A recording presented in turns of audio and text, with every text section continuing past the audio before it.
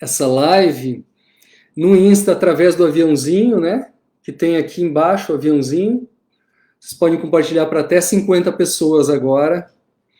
E também vai ficar disponível depois essa informação. Olha aqui meu grande, querido amigo Anderson Paulini. Saudade de você, Anderson, de verdade. A gente ainda vai se encontrar para tomar um vinho, para falar sobre nossas memórias. Que bom ver você, Anderson. Legal. Então tá, vamos começar. Pessoal, duas perguntas iniciais que são importantes para qualquer pessoa que esteja se queixando ou percebendo que a sua memória não é mais a mesma. Vamos lá. Em primeiro lugar, está se esquecendo também do que é importante? Como assim, André? Esquecer sempre é importante. Claro, o esquecimento é uma coisa que incomoda. Mas existem memórias que são mais importantes do que outras. Por exemplo, o esquecimento é só para onde se esquece onde está a chave do carro, o nome de alguma pessoa conhecida, ou é de uma pessoa, a pessoa de repente esquece do nome de uma pessoa da família, alguém mais próximo. A pessoa esquece de onde deixou o carro, ou a pessoa esquece em que dia está, por exemplo. São esquecimentos que têm gravidades diferentes. Se eu esqueço algo pequeno, cotidiano, que não tem grande repercussão na minha vida, que normalmente não é tão importante, é uma coisa. Agora, se eu esqueço algo das coisas mais importantes, aí sim eu tenho que abrir meu olho e me preocupar. E o que é o mais importante para o nosso cérebro lembrar? Vocês têm ideia, pessoal? Quais são as coisas mais importantes que a nossa natureza humana quer e precisa registrar no nosso computador, na nossa máquina maravilhosa que é o cérebro? Vocês têm ideia disso? Então a psicologia evolucionista, que é uma das áreas da psicologia, das minhas preferidas, que busca entender o comportamento humano a partir das necessidades envolvidas na evolução do ser humano, explica que para as mulheres, em geral, para as mulheres normalmente, o mais importante é a família, os filhos, a procriação da humanidade. Seja os filhos, os netos, ou para algumas pessoas que não têm filhos, os sobrinhos, algumas crianças próximas.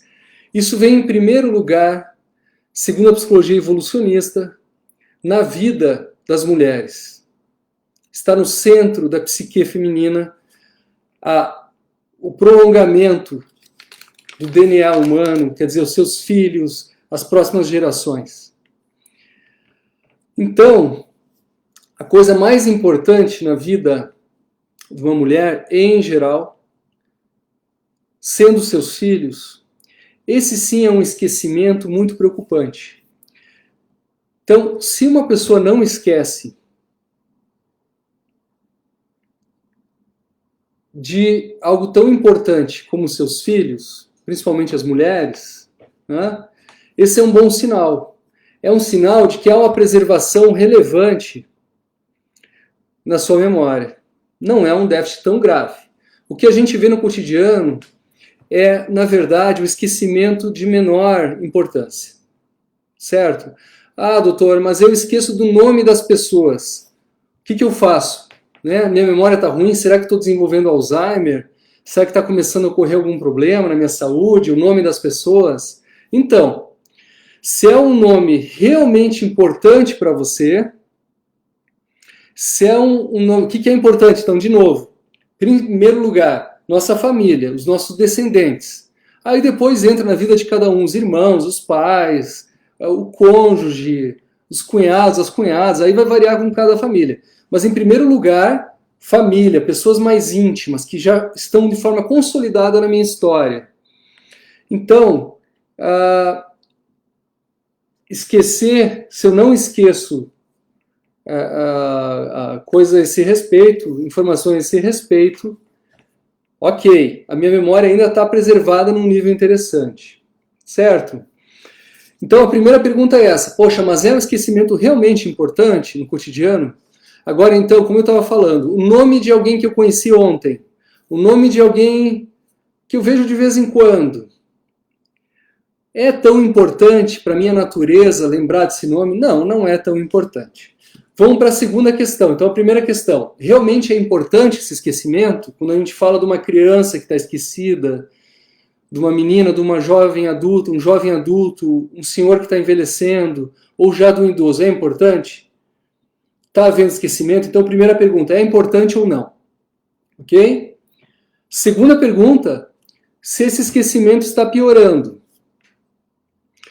Porque assim, algumas pessoas têm uma memória que funciona melhor para números, outras para nomes, para linguagem lida, outros para linguagem ouvida.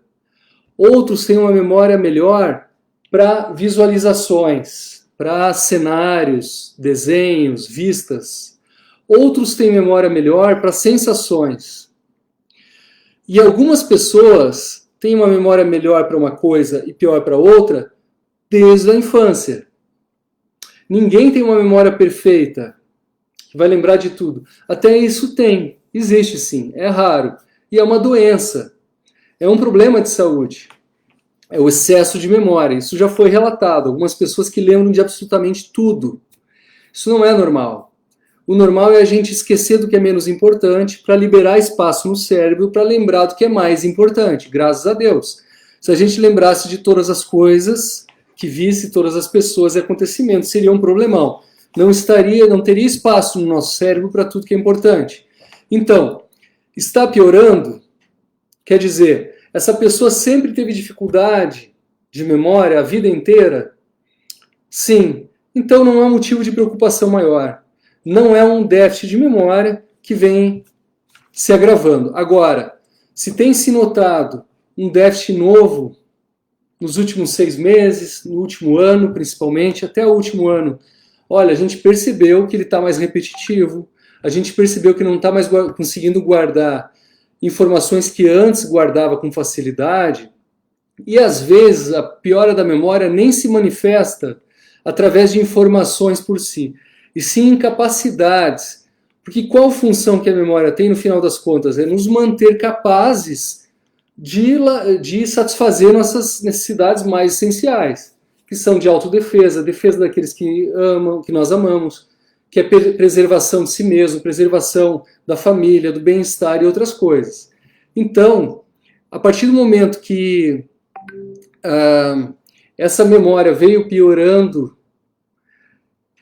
e não é manifestada através da memória em si do discurso dessa pessoa, por exemplo, professores de matemática, pessoas que têm mais tempo de estudo formal, elas têm uma tendência a manter um bom raciocínio, a manter uma boa memória para algumas coisas, mas como é que a gente percebe que está havendo diminuição da capacidade mental? Quando a pessoa deixa de fazer algumas coisas mais complexas, as quais ela conseguia, ou ela passa a fazer isso de uma forma menos qualificada, com menos qualidade. Por exemplo, uma receita qualquer. A pessoa tem uma receita de uma sobremesa e a gente percebe que a pessoa começa a errar, a faltar algum ingrediente, a se passar no tempo de preparo e coisas assim. Então, isso tem que levantar, sim, a preocupação. Está havendo uma piora da capacidade mental, da capacidade de memória dessa pessoa. Então, as duas perguntas essenciais. Uma, essa perda de memória realmente é para coisas importantes? 2, essa perda de memória é uma coisa que já era da pessoa, é estável ou ela vem piorando? Ok? Beleza? Vamos para a próxima parte do bate-papo. Deixa eu ver aqui que tem umas perguntas, né? O Valdecir está perguntando no Face. No Face tem um monte de gente, ó. Um beijo para vocês, pessoal. A apneia do sono provoca esquecimento? Sem dúvida. Porque a apneia do sono, eu costumo falar para os pacientes, não é um exame para avaliar o sono dos pacientes, deles, que eles têm que fazer. O exame do sono, a polissonografia, a oligosonografia. Porque a pessoa que tem apneia do sono, ela pode dormir, sim. É mais para avaliar a respiração, a oxigenação do organismo, que é essencial para as células do cérebro se reacomodarem, se renovarem, se organizarem. Então, se a respiração durante a noite, durante o sono não é adequada, a oxigenação naturalmente não é adequada e não há um descanso, uma reorganização do cérebro. Com certeza, a apneia do sono é uma causa comum e subdiagnosticada de perda da memória. A Janete aqui no Face está perguntando qual a diferença de demência e Alzheimer. Bem legal essa pergunta, viu, Janete? Na verdade, existem mais de 60 tipos de demência. Demência, por definição, a palavra vem de mente, demência, é uma diminuição da capacidade mental. A demência, muitas vezes, ela é transitória, nem sempre ela é um diagnóstico, um atestado, um rótulo de que a pessoa tem que perder suas esperanças porque simplesmente não tem cura, não tem retorno. Muitas vezes existe retorno, recuperação da demência. Mas o Alzheimer é só mais um tipo de demência. Na verdade, é a demência mais comum. Desses 60 ou mais tipos, Alzheimer é mais comum. Depois nós temos a demência por isquemia cerebral, a demência mista, quando nós temos mais de uma causa, por exemplo, isquemia e Alzheimer, a demência por Parkinson e corpus de Levy, uma série de tipos de demência. Existem demências por deficiência de vitaminas, existem demências por traumas repetidos cranianos e uma série de outras questões, por acúmulo de líquido no cérebro e outras questões que têm que ser avaliadas com o médico e com o profissional da área da saúde de sua confiança. Bem, segundo ponto. Vamos entender um pouquinho, gente, de uma forma um pouquinho mais divertida, como é que funciona o cérebro e a memória. A gente pode fazer a comparação do cérebro que a gente tem. Se você está sendo capaz de assistir essa live, me ouvir, entender isso que eu estou falando aqui, o seu cérebro ele está funcionando diante do básico, certo? Diante das necessidades básicas. Então a gente pode comparar, por exemplo, com uma tecnologia que a gente tem em casa, quer dizer, eu tenho meu cérebro, mas uma tecnologia que a gente não sabe usar perfeitamente, que a gente não domina o uso. E aí eu quero fazer uma provocação para vocês. Vocês têm provavelmente micro-ondas em casa. Quantos botões do micro-ondas vocês usam, sinceramente falando? O meu micro-ondas lá em casa deve ter 8, 9, 10 botões. Eu uso 2 botões. Eu uso o botão para ligar, que é o mesmo para desligar, e o botão para colocar o tempo. E deu. E todas as outras funções que esse micro-ondas tem, como é que ficam? Existe um manual extenso, dá para fazer verdadeiros milagres, certo? Mas a gente não usa o micro-ondas na plenitude do seu potencial. Então essa é uma comparação em relação ao cérebro. A gente pode ter um cérebro, provavelmente vocês que estão vendo essa live, têm um cérebro capaz, com as suas células, as suas organizações, capazes de verdadeiras façanhas. Mas na hora de usar essa máquina, nós estamos nos atrapalhando. Então essa é uma comparação, uma analogia que eu queria fazer. Outra analogia é que a nossa memória é como um quadro negro. O quadro negro, ele tem um limite para receber informações. Então a gente tem lá o quadro, vai o professor e começa a escrever uma sequência de informações, certo? E chega um momento que não tem aonde mais escrever no quadro. Ok? Então existe um limite para esse quadro negro. E o que a gente faz para conseguir escrever mais um quadro negro? Tem que apagar uma parte das informações do quadro negro.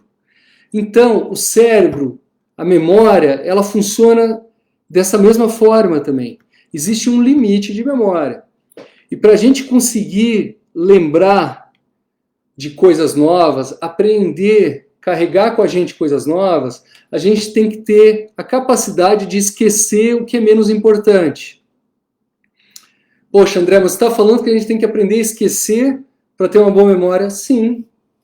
A gente tem que aprender a esquecer o que não é importante para liberar espaço nesse HD maravilhoso que é o nosso cérebro para lembrar do que é mais importante. Assim como no quadro negro, a gente tem que apagar umas informações.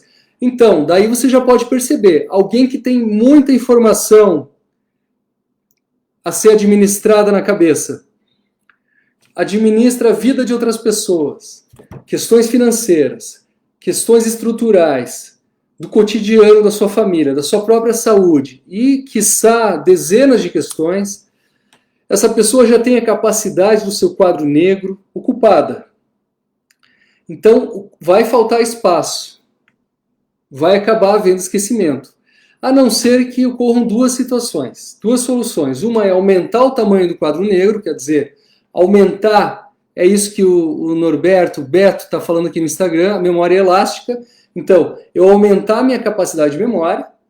E a outra solução é eu selecionar entre as coisas que estão registradas o que é realmente essencial e aprender a esquecer aquilo que não é essencial, para liberar espaço na minha cabeça.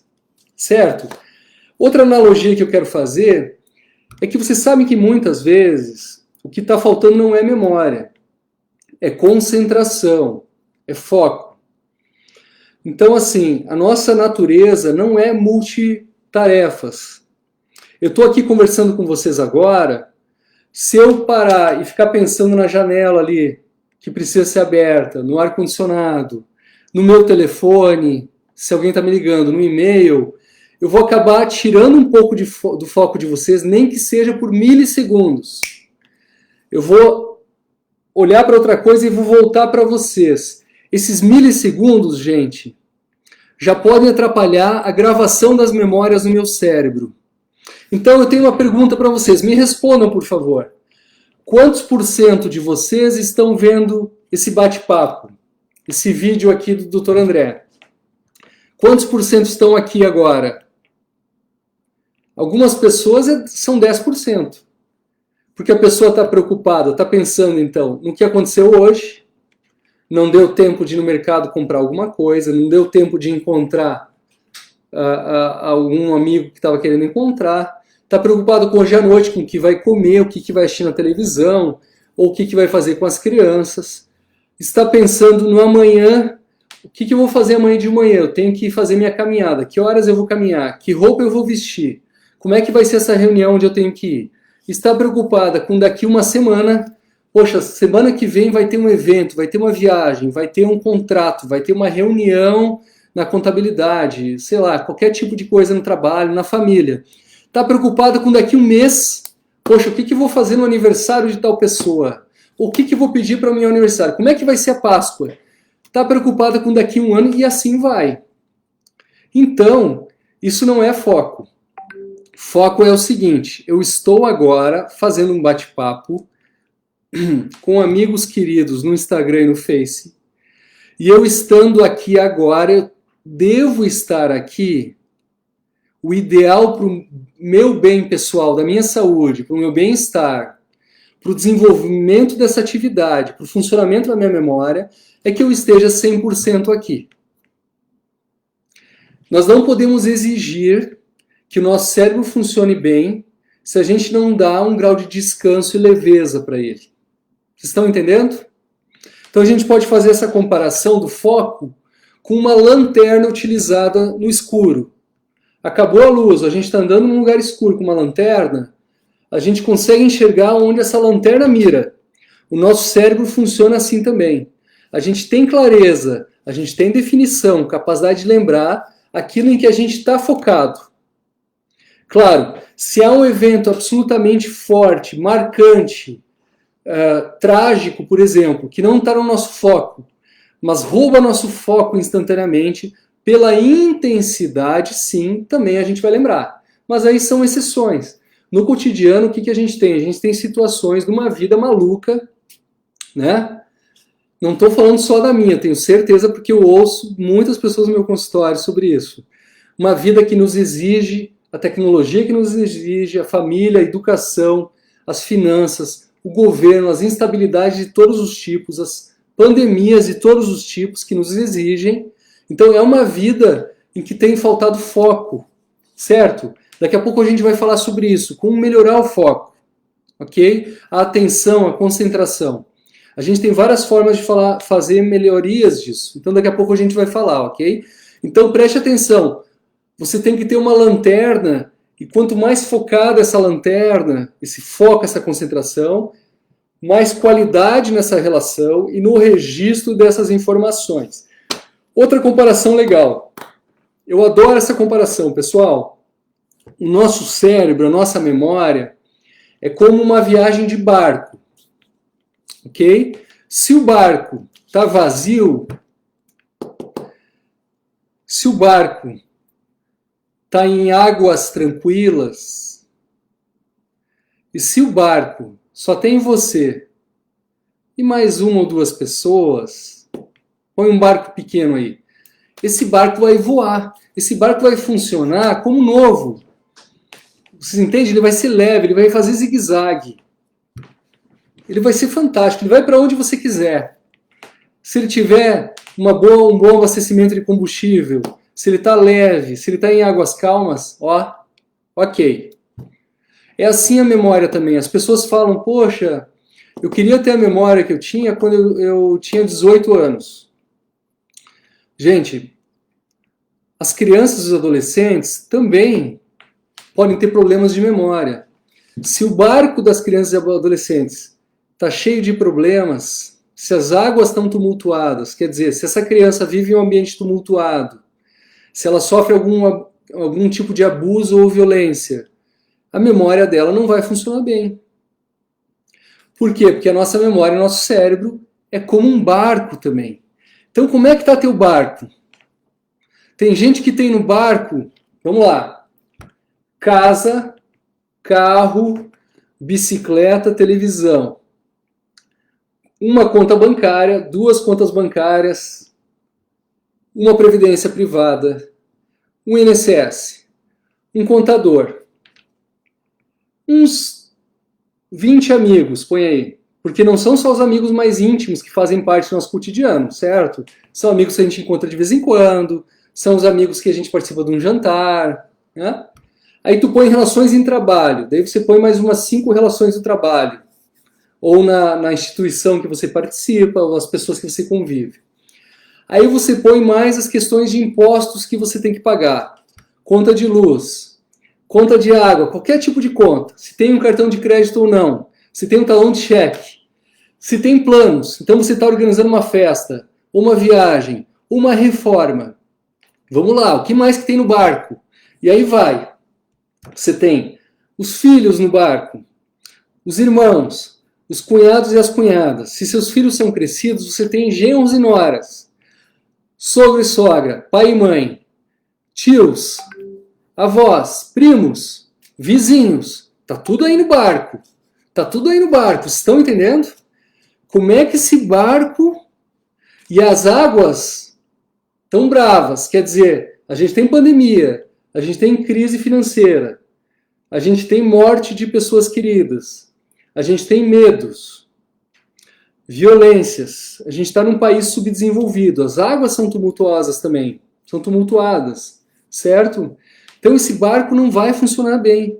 Então quando a gente fala de memória, pessoal, repassando essa segunda parte desse bate-papo, são as 4 analogias que eu queria passar para vocês hoje. Vamos lá. Micro-ondas, quadro negro, lanterna e o barco, tá? Quem não viu, a live vai ficar gravada depois no Face, no Insta, e volta nessa parte aí para dar uma olhada. Vamos em frente. A parte final do nosso bate-papo. Deixa eu ver aqui se a gente tem mais alguma pergunta. Ó, a Tati está falando que o barquinho dá em águas bravas, mas estamos segurando bem ele, graças a Deus. Né? A gente pode desanimar, né, Tati? Mas desistir jamais. Desanimar sim, mas desistir jamais, né? Ó, o pessoal está se identificando aqui no Insta. Que bom falar com vocês, viu? Olha aqui. A Ana está perguntando se os problemas emocionais no decorrer da vida podem causar esquecimento intenso na velhice. Com toda certeza. Inclusive, Ana, a depressão e a doença bipolar, né, do humor bipolar e a depressão, que eram tidos como questões principalmente psíquicas, psiquiátricas, emocionais, hoje também são vistas como doenças inflamatórias crônicas do cérebro, sobrecarregando as conexões e os líquidos, os hormônios, os neurotransmissores cerebrais e além disso, dessa questão física, né, predispondo ao desenvolvimento de demência, de Alzheimer, também, dependendo do peso que a gente dá para essas emoções, se essas emoções estão no nosso barquinho, se elas estão escritas no nosso quadro negro, com certeza. Se elas ainda estão ali, porque tem memórias que ficam escritas a giz no quadro negro. E tem memórias que ficam escritos a faca. Tem memórias que são muito mais difíceis de serem esquecidas. E se elas forem em grande quantidade, podem sim afetar de forma importante a memória. Mas eu queria passar uma mensagem um pouco mais otimista aqui para vocês no final desse bate-papo. No final do bate-papo nós vamos mais o que aí? Uns 15, 20 minutos, tá? Que é assim, ó. Minha memória não tá legal. Ou a memória de alguém que eu conheço não tá legal. Tô percebendo que tá diferente. O que fazer? Vamos lá, 3 passos. Se vocês estão querendo anotar aí, peguem papel e anotem, tá? Vocês me desculpem, pessoal, acabei um consultório extenso hoje, atendi de manhã, atendi de tarde, então eu tô assim, às vezes me atrapalhando um pouquinho, também é porque meu cérebro, acho que tá precisando um pouquinho de descanso, tá? Isso é normal. Vocês me desculpem, certo? Mas acho que a mensagem principal eu tô conseguindo passar com tranquilidade. Vamos lá. Olha que legal, a gente tem umas 40 pessoas no Face e 40 pessoas no Insta. Eu tô muito feliz mesmo, que eu tô percebendo que eu tô conseguindo ajudar as pessoas, né? Tem gente que acusa, poxa, mas médico, né, fazendo live, fazendo blog. Gente, a medicina, a gente se queixa tantas vezes que o problema real da saúde do nosso país é a educação, e a gente como médico tem que fazer educação em saúde, a orientação, orientar a população. A população sofre muito por falta de conhecimento, assim como a gente sofre também. Os médicos também sofrem, né? Então, vamos falar da parte final, que é a respeito do que fazer. Vamos lá, 3 pontos. Em primeiro lugar, verificar se existe alguma doença. Ok?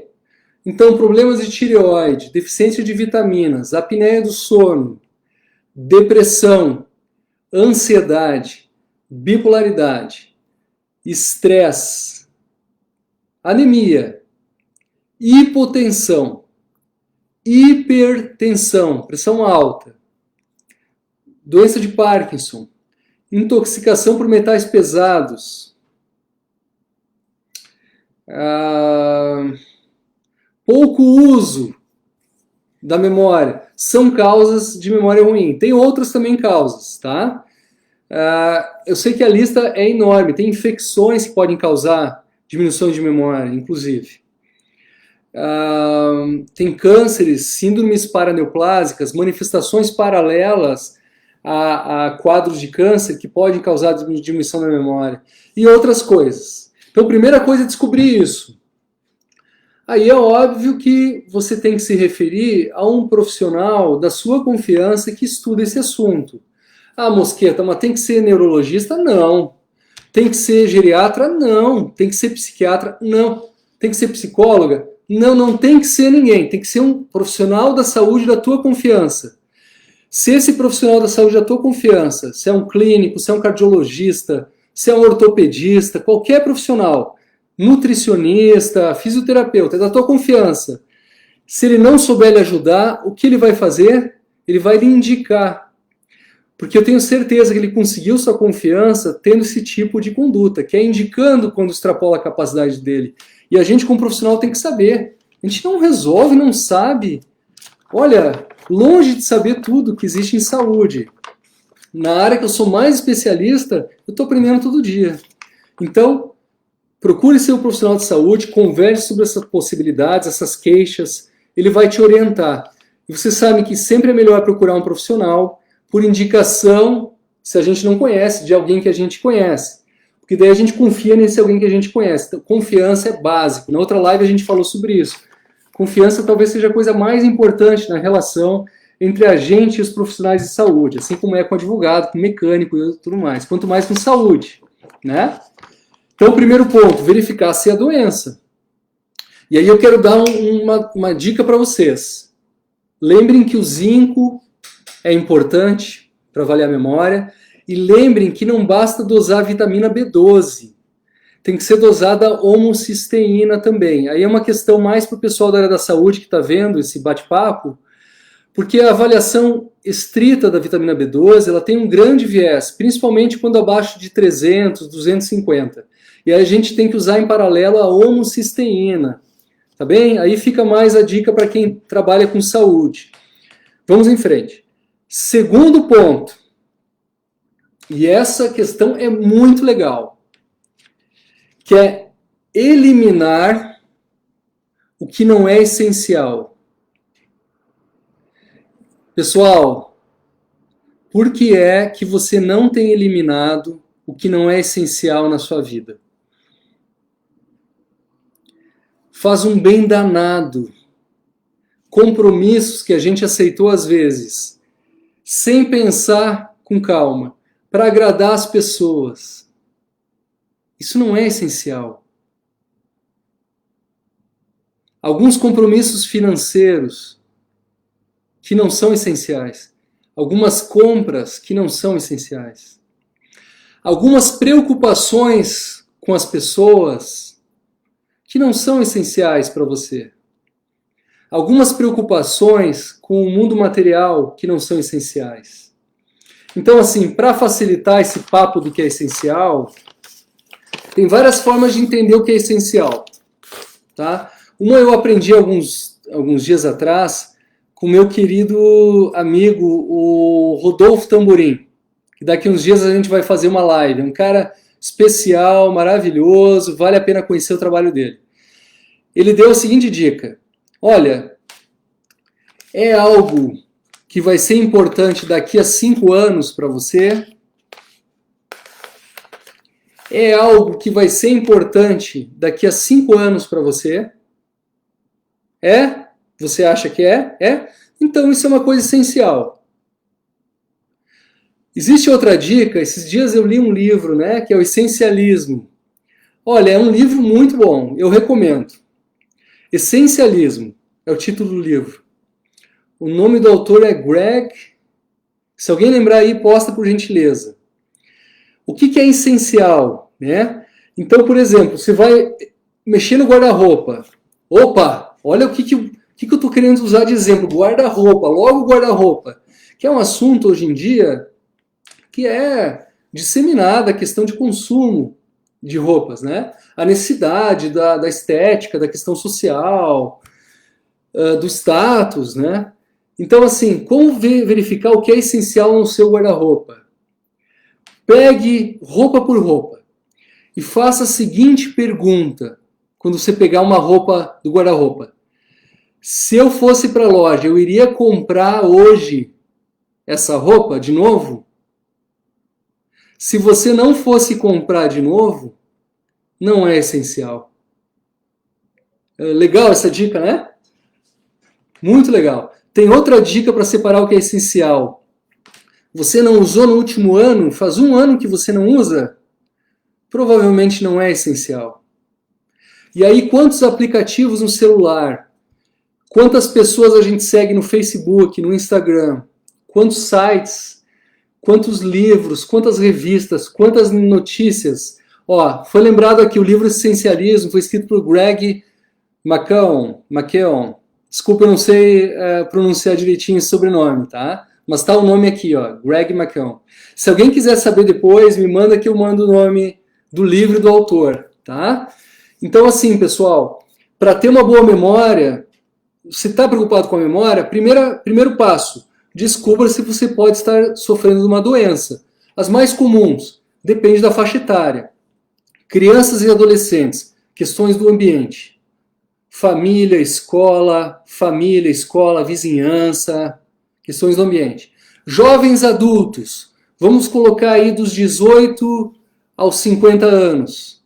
Estresse, ansiedade, depressão, sono mal dormido. A partir dos 50 anos de idade até os 110, aí tem muitas possibilidades. E geralmente a causa é múltipla. Vocês lembram quando caiu aquele avião? Que queriam descobrir o que derrubou o avião? O que derrubou o avião? olha, na verdade, não existe uma causa só para ele ter caído. Né? Se um trem de pouso estragou, eles tinham o mecanismo para detectar que o trem de pouso estava estragado, não funcionou também. Então, geralmente as causas dos problemas são mais de uma. A memória é assim também. E depois dos 50 anos nem se fala. Aí tu une deficiências nutricionais, problemas no sono, ou depressão e ansiedade, estresse, une questões de saúde física, sedentarismo, excesso de peso, apneia do sono, diabetes, pressão alta, pressão baixa e outras coisas mais. Problemas de tireoide, né? Segundo ponto, eliminar o que não é essencial. Então, primeiro ponto, descobrir se está sofrendo essa pessoa de alguma doença, algum problema de saúde. Segundo ponto, vamos eliminar o que não é essencial. Certo? Então, para organizar essa questão, eu vou fazer uma proposta para vocês. A gente tem 3 mundos, os quais a gente deve eliminar o que não é essencial. Então, temos o eu, certo? Nós temos que avaliar o eu, analisar o eu. Eu, André, tenho que me analisar. Nós temos os outros, então as relações com os outros, que fazem parte da nossa vida. E nós temos o mundo, que aí nós vamos colocar o ambiente. Então nós temos que aprender a lidar conosco, com os outros e com os ambientes. Certo? Para tudo isso. Certo? Ok? Então quando a gente fala de memória, de eliminar o que não é essencial, vamos procurar o que não é essencial em nós. Vamos procurar as relações que não são essenciais. Pelo contrário, tem relações que são tóxicas, que nos fazem mal. Sabe aquele encontro que a pessoa faz fofoca, é pessimista, faz muitas críticas, a pessoa é cansativa, a pessoa chata, e a gente, sem querer, a gente sai assim, mas que parece que eu saí, eu estava me sentindo bem, mas eu saí desse encontro assim, não estou me sentindo muito legal. Esse tipo de relação. Até a gente pode encontrar essas pessoas, conviver, mas tem que dosar. Porque a partir de certa dose faz mal. Faz mal. Tem pesquisas legais sobre isso também.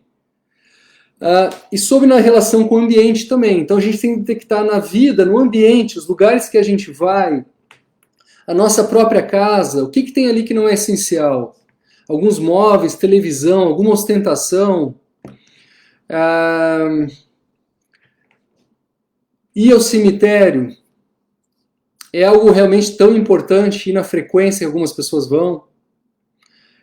Visitar algumas pessoas específicas, frequentar alguns lugares que nos fazem sentir mal, é essencial para eu me sentir como eu sou, quem eu sou, não é? Vamos eliminando as coisas, ok? E agora o terceiro passo, e aí eu vou falar, o Beto aqui no Insta citou com muita pertinência e perspicácia,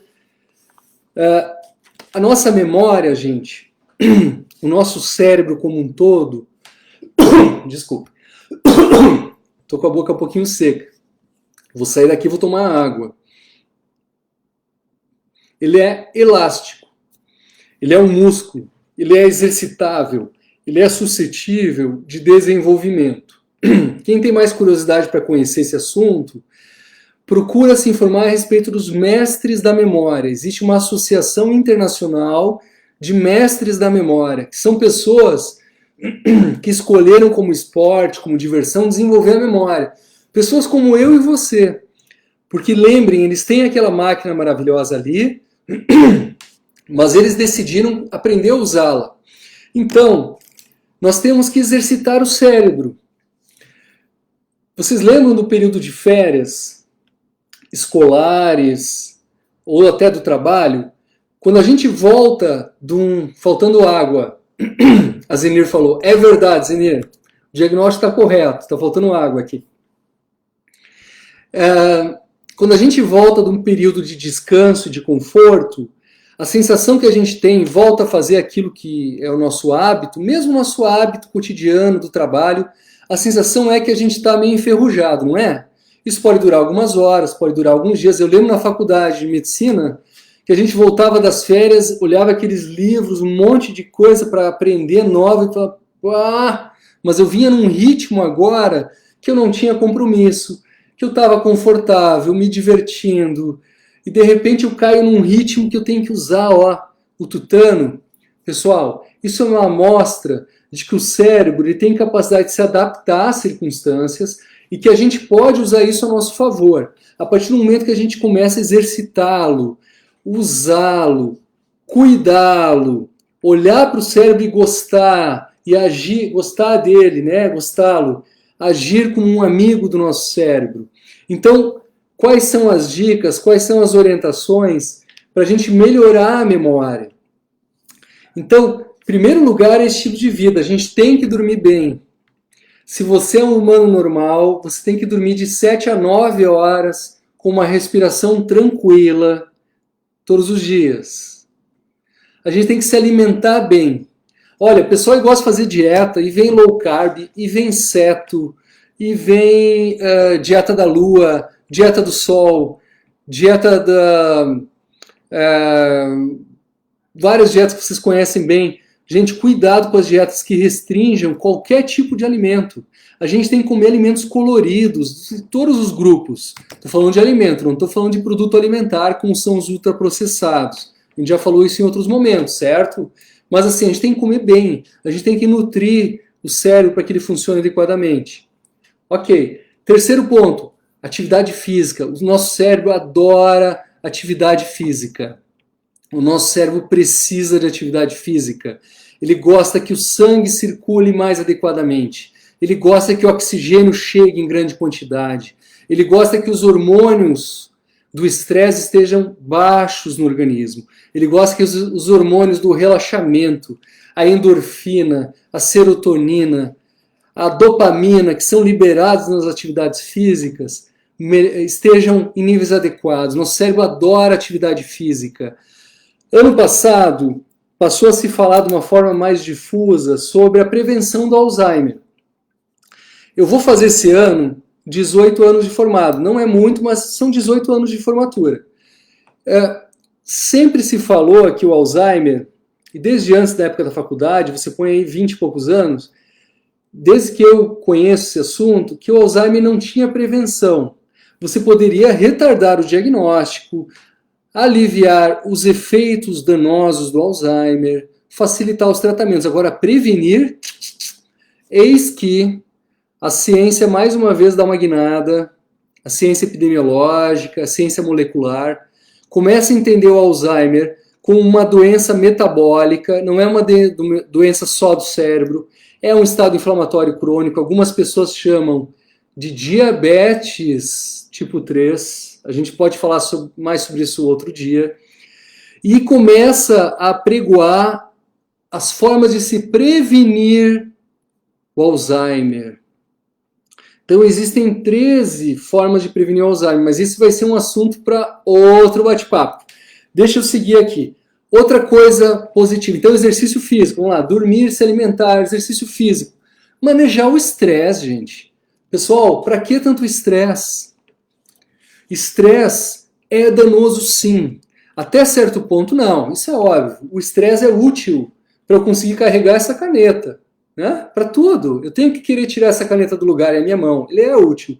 Mas a partir de certo ponto em que ele é chamado de distress, D-I-S, distress, até então ele era eustress, E-U-S, eustress. A partir do momento que ele é distress, ele começa a contaminar todas as relações fisiológicas, corporais. Todas, todas. Coração, osso, surgimento de câncer, cérebro, pele, a cor do pelo, todas as relações celulares. Isso já é comprovado cientificamente. Vamos falar mais a respeito disso no outro dia. Mas, enfim, deve-se controlar o estresse para se melhorar a memória. Os motivos a gente já conversou hoje, né? Eu tenho que manter o barquinho leve, dinâmico, certo? O quadro negro tem que ter um espaço para eu escrever coisas novas. Eu não posso estar sobrecarregado. Minha memória nunca vai funcionar. Aí você já pensa, né? Como é que uma senhora de 80 anos, que tem, põe aí 8 filhos, a gente tem pessoas que têm 9, 10, 11, 12, 13, cada filho traz consigo ou um genro, uma nora, ou um neto, ou 2 netos, traz consigo problemas do trabalho, problemas de relacionamento, eventos positivos, que eventos positivos também são coisas a ser lembradas. Como é que essa pessoa, essa idosa, vai ter uma memória perfeita? Impossível, a não ser que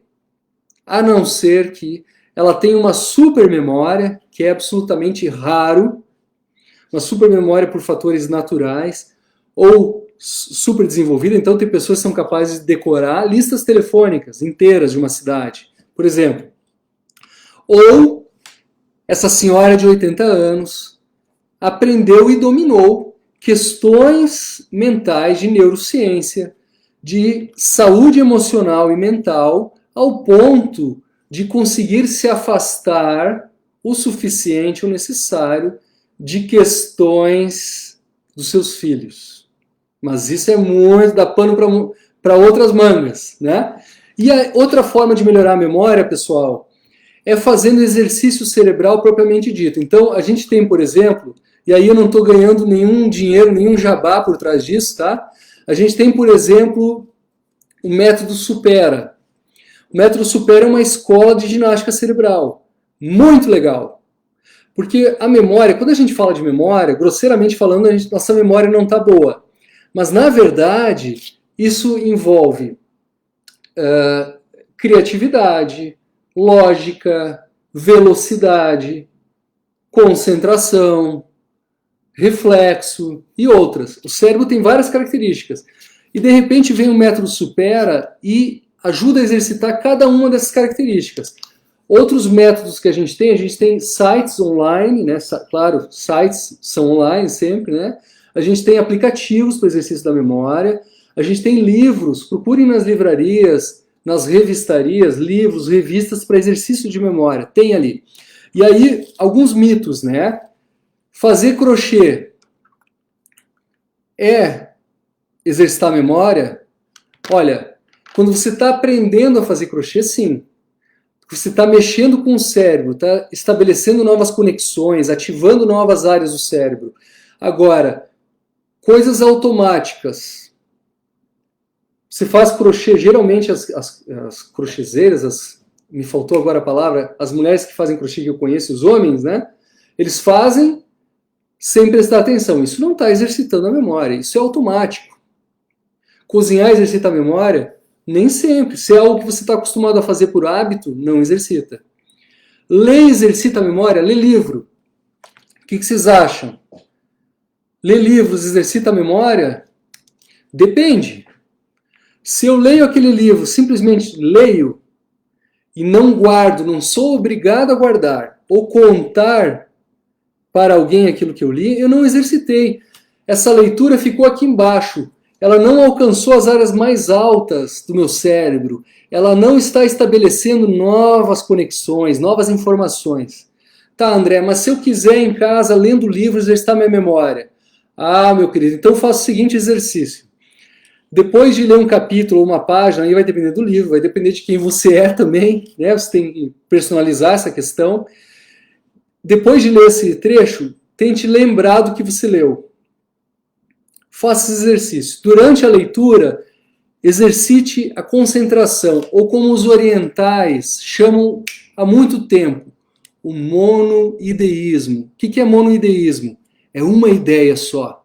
Então eu estou lendo, eu estou aqui. Eu estou lendo o que eu estou lendo.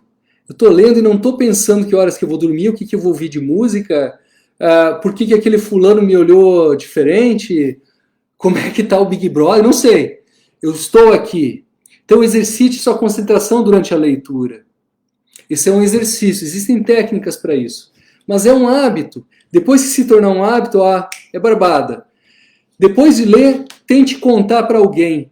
Ou tente lembrar. Ou se você for uma pessoa mais perfeccionista, tente escrever o que você leu. Ok? Está tendo dificuldades? Converse, busque ler, busque aprender. Veja essa live de novo, ou siga outras pessoas que falam de comportamento, neurociência nas redes sociais, aprendam, converse com seu profissional de saúde de confiança. Pessoal, eu estou assim feliz me despedindo de vocês, foi um prazerzão, tá? Um beijo no coração de todo mundo, Eu tô vendo aqui o querido Rodolfo. Ó, Rodolfo, eu te citei hoje na live, hein, cara? Para você saber o que eu falei, onde eu citei, você vai ter que voltar a olhar, tá? Aqui no Insta, tá? Olha aqui, eu tô vendo aqui a Lisete, querida Lisete, bom ver você também. Tem tanta gente querida aqui, né? A Zenina, já falei, nossa psicóloga amiga, a Marli Gasperim, psicóloga, né? A Vera Teixeira, minha prima amada, Fernanda, lá em Chapecó, né, Fernanda? Um beijo para todos vocês aí, muito carinho, carinho de sempre. A Fátima aqui no Face. Pessoal, tamo junto. Para acabar mesmo, eu queria anunciar que amanhã tem uma live com a minha amicíssima Mércia Bogoni, nutricionista Mércia Bogoni, me convidou para falar sobre estilo de vida e emagrecimento. A gente tem umas novidades, não percam, amanhã, tá? 18 horas no Insta e no Face também.